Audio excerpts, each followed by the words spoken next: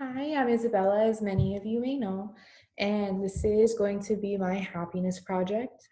And the title is The Essential Pieces to Happiness. And this happens to be the title of my project because my theme of my project is going to be fashion. And many people may be asking, like, what does fashion have to do with happiness? And they actually have one big thing in common. So, in fashion, when you're putting together an outfit, there's essential pieces needed in order to do that. So, for example, you need a nice top, a nice bottom, a purse, shoes, some jewelry to accessorize it, and a pair of nice sunglasses never hurts. And in happiness, you would need essential pieces to become happier. So these would include strategies, implementing these strategies, reinforcements, consequences, and accountability. So, my take on happiness throughout this course, 50% of our happiness actually comes from a genetic set point. So, this is something we're born with, we can't control, and is our genetic makeup. 40% of our happiness is within our power to change and is what this course is based on. And then 10% of our happiness is left up to our circumstances, our income, and where we live. And in our society today, we tend to look for happiness in the wrong places, but it is not the individual's fault because society puts this burden on us, puts it in our head that the pleasant life is the best way to go. And what I mean by this, for example, is all of our advertisements are geared towards being happy. You have to live luxuriously. You have to travel to these exotic places. You have to look a certain type of way. You have to eat a certain type of food, and that will make you happy. But we've learned in this class that that contributes to the pleasant life, and the pleasant life alone is unable to make you happy or happiest. It leads to short term happiness, which is happiness that lasts in the moment and gives and satisfies you in that specific moment. But in this project and overall reading these books and taking this class, we're looking for long-term happiness, something that will be satisfied down the road and years ahead. And for this project, for these strategies, I'm actually coming up with 5 strategies to make my life happier. And they include an affirmation a day keeps the negative thoughts away, out of sight, out of mind, less is more, spending time with loved ones, and your body is a temple. So, my first strategy is actually my favorite, and it's going to be an affirmation a day keeps the negative thoughts away. And for this strategy, each morning I'll be picking out one affirmation out of my glass jar. It's going to be my positive affirmation jar. And I would start each morning by picking a little slip of paper, which is the affirmation out of it. It's actually this jar right here. I actually bought it. It's filled with Q-tips right now, but I'm actually going to take them out before July 1st, our start date, and fill it up with little slips of paper with these affirmations that I'm going to look up online. And then some of them I've thought of or thought that I need to hear them. So I'm going to put some of my own in there too. And after I pick this affirmation, I'm actually going to keep it in my wallet throughout the day to serve as a little pick me up if I'm having a bad attitude about something or a negative thought. I just want it there near me so I can always read it and it'll just ground me and put me in a good headspace to continue going throughout my day.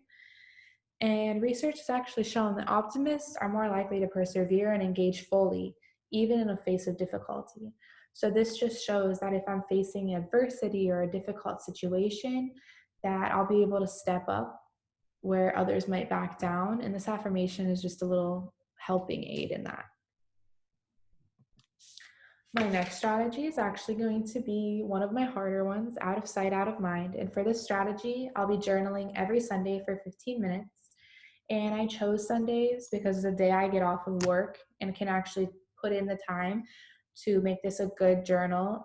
And I'll actually be journaling my negative thoughts for the week or some built up trauma that I want to get out in the open on a piece of paper. And I'm actually going to be putting my own spin on this strategy. So I'm going to be ripping up the journal entry, crumbling it, and throwing it away. And this represents anything, like getting rid of anything that holds me back or a burden that's heavy on me and just letting go of all of this. And the throwing away is just putting it in a different place, not in my mind.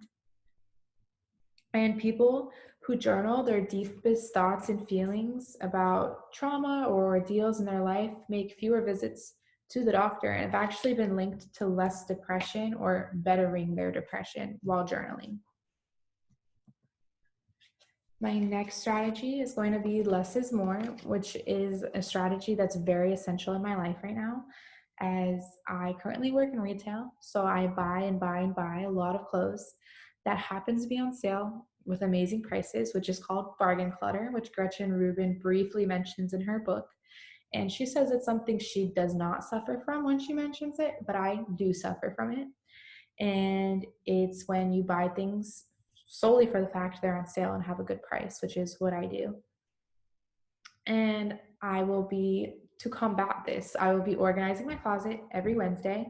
And I'm choosing Wednesday because it's a day I have off of work. And I know this task is going to take a lot of time. So this will make sure I have the time to do it and don't back out or make an excuse not to. And every month, I'll be taking a trip to Goodwill to give some of my clothes away. And each time that I'm going to take this trip, I'm going to bring 2 black garbage bags, like Gretchen Rubin mentioned in her book, to put all my clothes in. So they're in one place, the clothes I want to give away. And this way I can just take them to Goodwill in a bag and it'll be easier and I'll be more likely to do this. And clearing clutter is actually linked to boosts in happiness. And happiness happens to be linked in decreased chances of heart disease and some types of cancers, which is very beneficial in any aspect of my life. So it's definitely something I want to implement in my life. My next strategy is going to be spending time with loved ones. So each month I'm going to pick 3 people who I value in my life and invite them to lunch.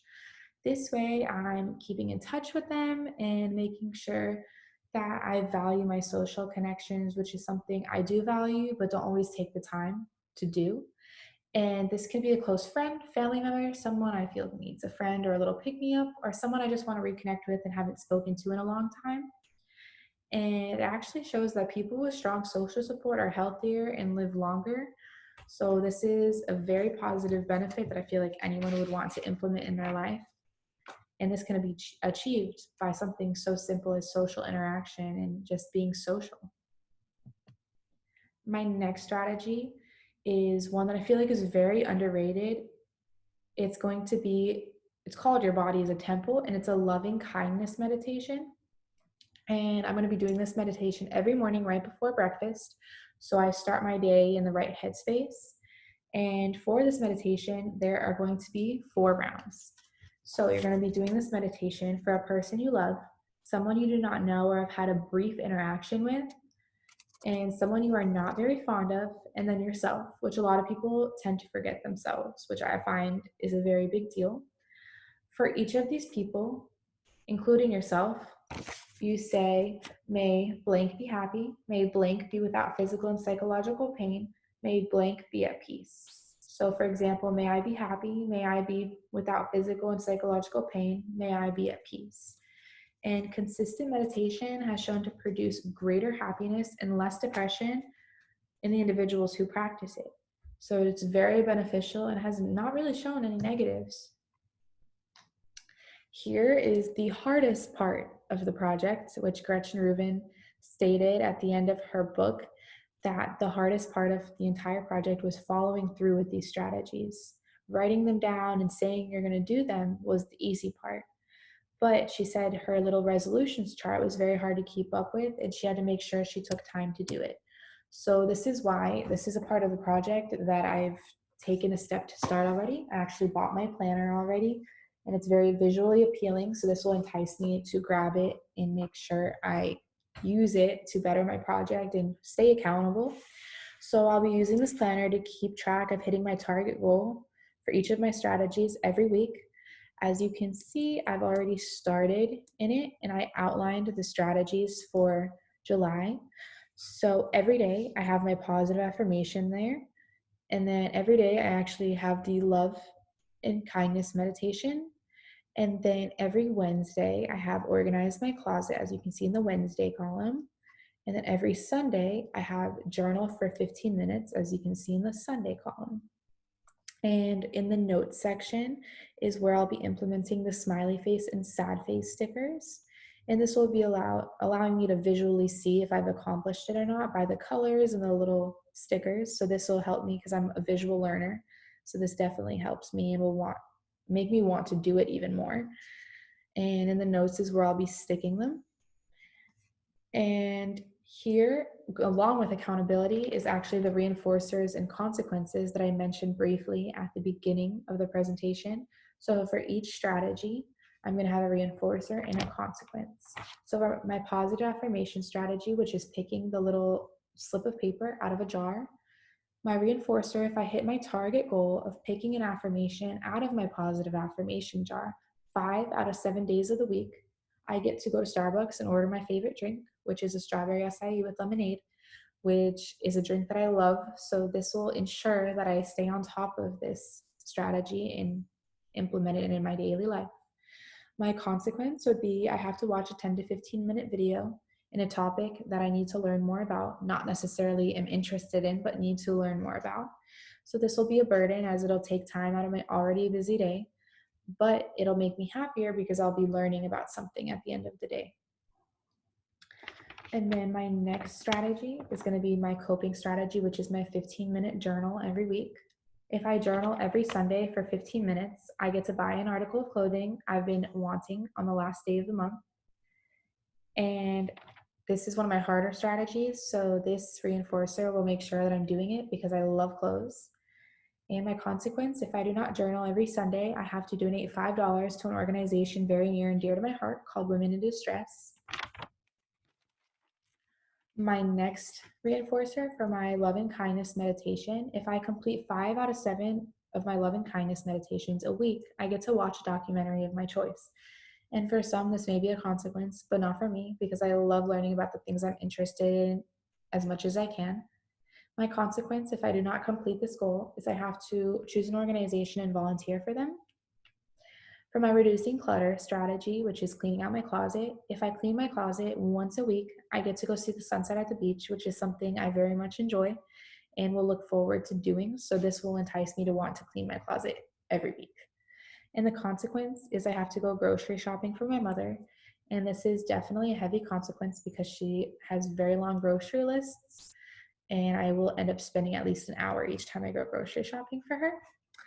And my social connection strategy, which is going out to eat with friends 3 times a month, will be my reinforcer will be I get to go take a trip and see my best friend who I never get tired of. So this is, and I don't see enough either. So this is a very good reinforcer to ensure that I'm on top of staying connected with my friends. My consequence is I have to do my family's laundry for a week, which is 3 to 4 loads a week. So a very hefty consequence as well. And my overall thoughts and my happiness assessment that I'm going to have to do 3 times a year. So I'm going to choose the pre 6 months point and post structure for my assessments. And so 3 times a year, I'm going to be taking an assessment, which will assess where I am in my happiness project. And I will take one before my project, which is the pre portion of it. I will be taking an assessment at the halfway point, which is going to be 6 months, and post, which is after I complete my happiness project, using the subjective happiness scale in our yellow book, which is the How to Happiness book. This way I can see if I've had any improvements in my happiness. And to conclude this project, I'm so glad that I chose to take this class and get to learn about what happiness really is. And it's something that's not talked about enough. And I'm just grateful for the opportunity and having been able to learn as much as I did. And I know this project is not going to be easy. It's going to be a long journey. As Gretchen Rubin said, happiness doesn't always make you feel happy. So I definitely know what's in store for me. And I hope that at least one strategy sticks with me, if not all of them. And I hope it's something that I implement in my day-to-day life for the rest of my life, not just the 365 days of this project. And here are my references: the How of Happiness book, and then the Happiness Project by Gretchen Rubin.